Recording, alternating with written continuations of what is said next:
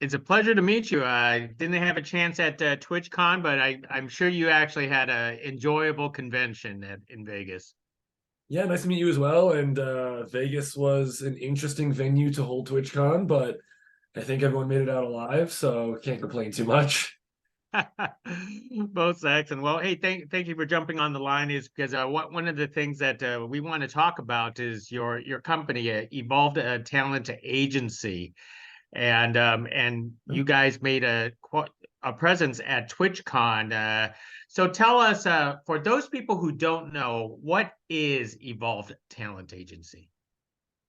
Sure. So Evolved is a licensed talent agency by the state of California. We work in the digital media space. So we work with a lot of streamers on Twitch and YouTube, content creators on YouTube and social platforms. And we're expanding that digital outreach every day. Now, what kind of brands do Evolve Talent Agency actually represent? Are you guys basically representing a lot of like what streamers or social media influencer, content creators, or all kinds, esports? Yeah, so yeah, it's a lot of words for essentially the same thing, but streamers, content creators, social media influencers, esports. We started in 2016 specifically with esports. That was when the start of the Overwatch League basically was just getting going. Ryan Morrison, our CEO, was on the legal side and helping with the contracts in terms of the legalities and such, and realized that no one was representing the players when it came to negotiations for their salary and the duration of the contracts. So he started the agency. 2016, I hopped on in the fall of 2017. I was his friend previously before this, who was kind of his video game nerd friend. So he knew I knew the space. I had been a streamer and an ex semi-pro player in a different game. So I hopped on and helped out. And then as time went on and the Twitch boom kind of got it started around 2019, we hopped over to the streamer side. A lot of our ex-pro players were streaming at that point. And at this point, we represent probably 50% content creators to 50% esports players. And even then, that line is blurred because so many players stream and so many streamers kind of jump into the pro side here and there. So, yeah, we represent kind of a wide gamut of influencers and content creators. So what kind of services does the Evolve Talent Agency actually offers? I'm assuming it's different type of services compared, to content creators and to esports Sure. athletes. So, end of the day, the agency is kind of responsible for making money for the content creator or esports player. Well, the way we do that is very different for the two sides. For esports, it's a lot of talking to the orgs that will hire them to play professionally. So we do a lot of contract negotiations against orgs, making sure our players have the best terms when it comes to salary, duration, bonuses, winning incentives, all that fun stuff that comes kind of on the sports side of things. And then when we get to the content side, it's a little bit more Hollywood-esque, where we're getting them deals with larger brands in terms of sponsorships or even platform deals in terms of which place they're going to be putting their content, YouTube versus Twitch versus Kick. And when I started, those walls were very up and those were different places. You would either be on one, streaming on one or the other. These days, those walls are down a little bit, but we still talk to those platforms more regularly. And then any other side projects they may have. We work with content creators that want to do podcasts, so we help on the podcast side of things, or do large produced events, and we help get sponsors against those events and help them kind of subsidize those costs. So basically, it involves helping them make money. That's where we come in and try to find, source, and then negotiate those contracts so that they can be prepared for any projects they have coming.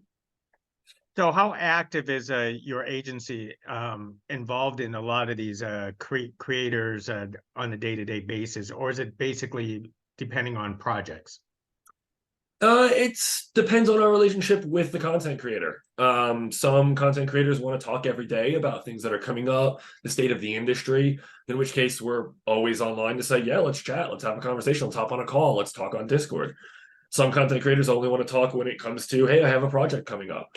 So we kind of let the creator dictate the flow of the communication. But I'm someone who's always going to over communicate. I'd rather you tell me to shut up than not communicate enough and be like, hey, where's my agent? So that's generally our stance is, hey, checking in, making sure everything's okay. Is anything coming up? Do you need help with anything? We don't want to be the agency that does the contract and says, well, hope you're okay with it. See you in a year kind of thing. So we generally check in pretty often and then try to hop on a call and catch up in set intervals. Are you the type of agency that goes out and finds specific content creators or esports e athletes to represent, or do they come to you? Definitely a mix of both. We had an entire scouting department for a little while, which then kind of just assimilated into the agents and their regular duties. So we're definitely always on the lookout for the next talent, the next up and comer, someone we believe is gonna, hit big. If we waited for everyone to come to us, we'd be too late on some of those projects. But we're always open to receiving outside communications for people who think they need an agency and having a conversation about what we can do for them. If they even need an agency, we're not someone who's going to sign everyone who comes to us to say like any way to make $1, because we want to make sure that our agent to creator ratio is in a really healthy place that we can always service all of our creators 100% of the time. So a lot of honest conversations come with that when it comes to creators coming our way and saying, hey, what can you do for me? And we want to be open and honest in that conversation to say, here's what we think we could do, or hey, you're not quite there yet, but let's, always hear if you need to DM someone about a question. Always want to keep that door open in case they just need someone to run something by. And I'm always down to help a creator, even if they're not signed to the agency, just answer a few questions and figure out kind of their career path. Well, yeah, I was going to ask that next was the question of if these are established creators already that actually have a reputation.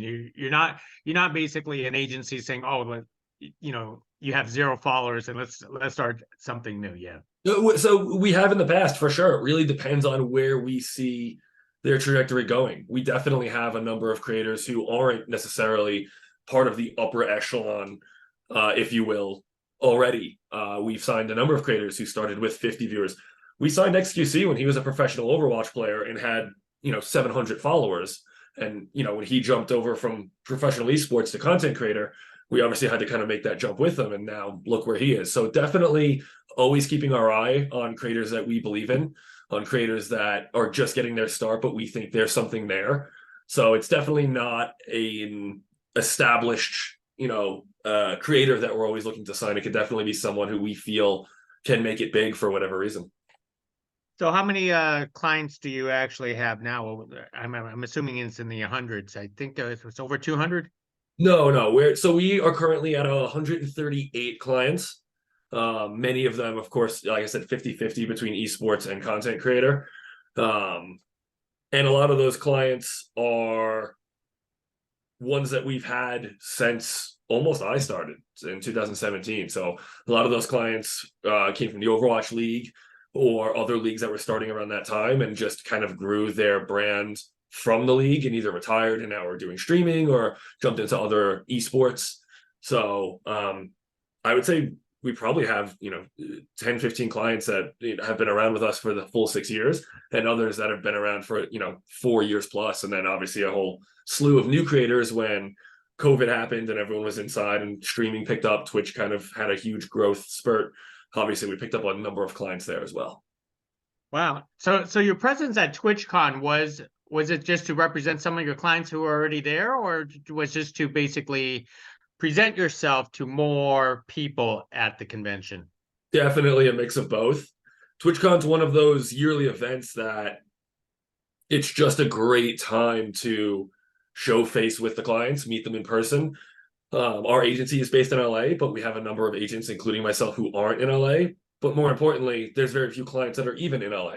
We have clients all over the globe. So it's one of those times where we got to meet one of our clients from the UK, one of our clients from Sweden, one of our multiple clients from Canada. So everyone kind of comes to one place. It's a great time to meet up with them, say hi, grab a few drinks, get a meal.